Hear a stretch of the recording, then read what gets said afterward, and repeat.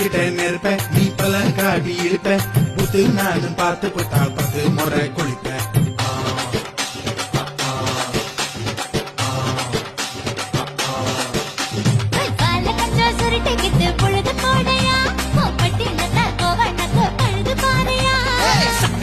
போட போற யாரும் இல்லடி ஒரு தகு பகு சொல்லி முட்டு தோடி வாண்டி